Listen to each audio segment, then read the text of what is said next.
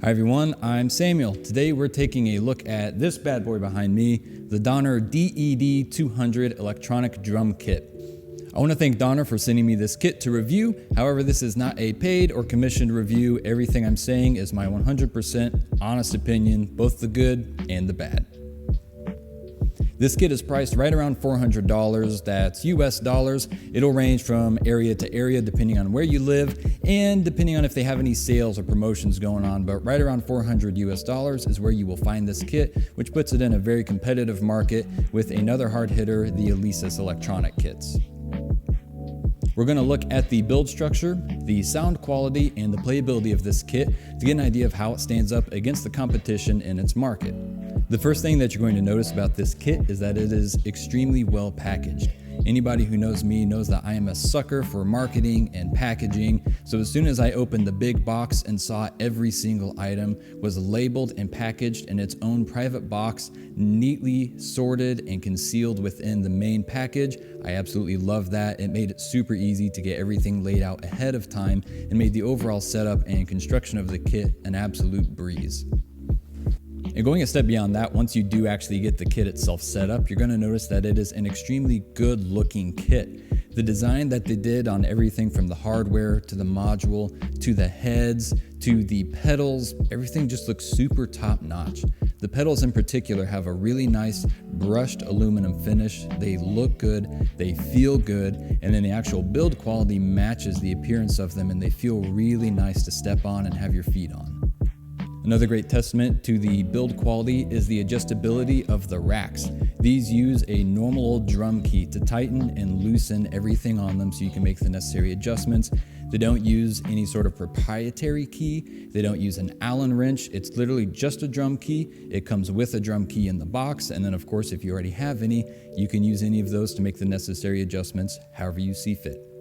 One thing that I thought would have been nice to have is on the racks, some sort of lines or marking to help with alignment to make sure that everything is exactly even. I know that this is a pretty cheaply priced kit, so we might be asking for a lot there, but it might be a good thing for Donner to put on future kits just as a nice quality of life improvement.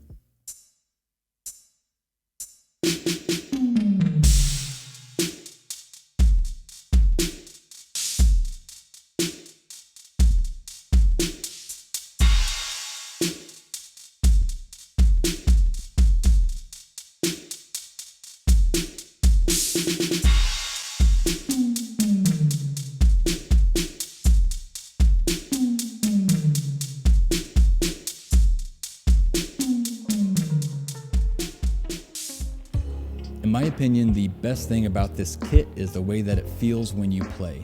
Every single drum features a mesh head, including the kick drum, which is something that, as far as I'm aware, you don't get on any other kit in this price range.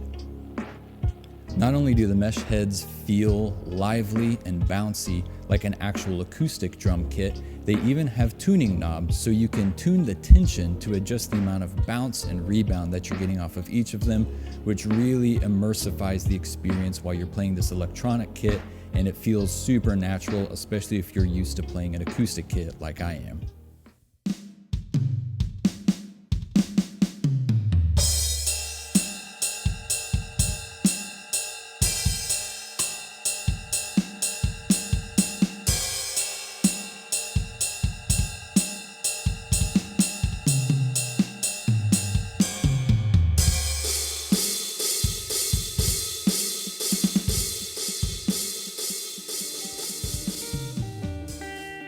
As I already mentioned, the build quality on everything feels really, really nice, with exception to the included drum throne and the included headphones.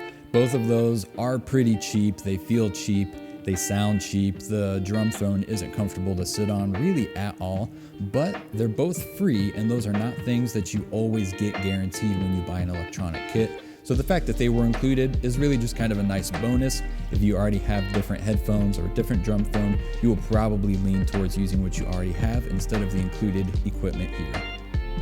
One of the most important aspects of any electronic kit is the sound module, and I have mixed feelings about the one here. On the plus side, it is handsome looking, it's sleek, it's small, it doesn't really stand out on the kit, It's got a nice light on it, it's easy to operate, and it's got some decent options as far as metronomes, built-in songs that you can play along with, and a pretty good selection of sounds that you can use on the kit, including the option to assign specific sounds to specific drums on the kit, as opposed to just having one full sound for an entire kit that you're locked into. Now, one of the biggest weak points on the module is the actual sound that it puts out. There is a built-in headphone jack on there, so you can plug your headphones directly in, as well as an audio in, where you can use a 3.5mm just general auxiliary cable to plug in your phone, computer, anything like that, and you can actually hear the music coming straight through right into your headphones as you're playing along with it live. But for one reason or another, the sound that comes out when you're plugged in directly like that isn't all that great. I wouldn't say it's offensive, but there's definitely a notable difference when you go from that and actually plug it into like an interface and run it through your computer and whatever your DAW is. That's what I've been doing for most of my time, and the difference in sound quality is exponential. It sounds really, really good when you're running it through an interface in a computer, which is kind of disappointing because I know a lot of people may not have access to do that or may not have the thought to do that. So if they hear it coming directly from the sound module, they might feel a little bit let down by the sound quality. So if you're watching this and you have experienced that and you feel that way, try running it through an external source and let me know how it sounds at that point. In my experience, it sounds 100 times better. Another point on the sound module that I have a little bit of mixed feelings on is the built-in sounds. Some of them sound really, really good.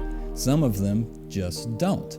The overall selection is pretty decent. I wouldn't say it's extraordinary, but it's definitely not underwhelming. It hits a nice middle ground, which is to be expected at a mid-range priced kit like this.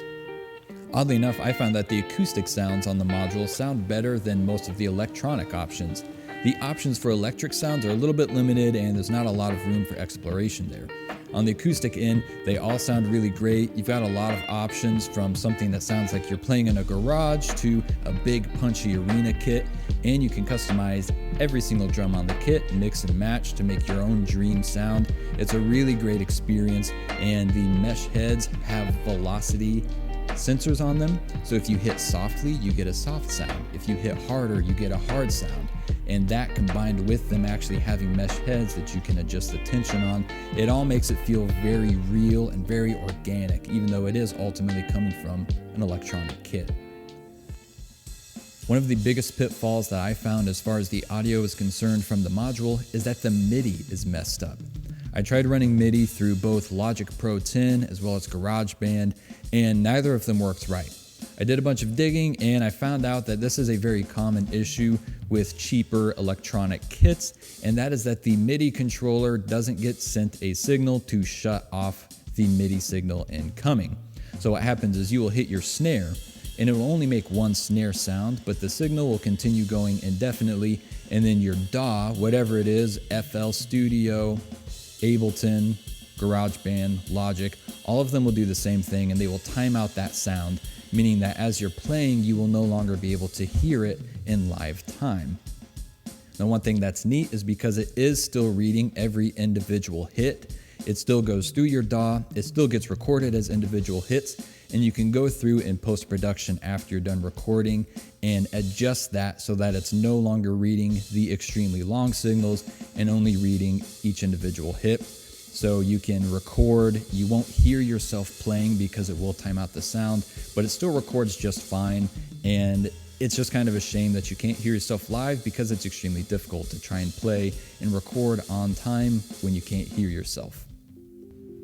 All in all, this is an extremely impressive kit, especially at the price point that it comes in. The build quality is super good, it feels super great to play, and despite a couple of minor pitfalls with some audio issues with the MIDI and some limited electronic sounds on the module, I think really highly of this kit.